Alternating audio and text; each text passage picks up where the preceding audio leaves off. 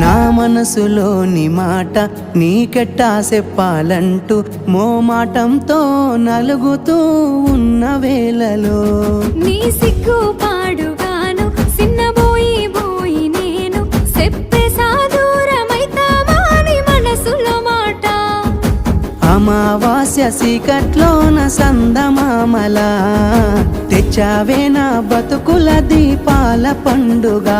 ఓడి అలిసిన నా గుండెకు గెలుపంటే నువ్వేగా ఆ సంబూరాన్నే రాయవోతే పల్లవి మన సంతోషాలే రాసెనే చరణాలవి నీకు కన్నీళ్ళెందుకే ఓ పిల్ల పల్లవి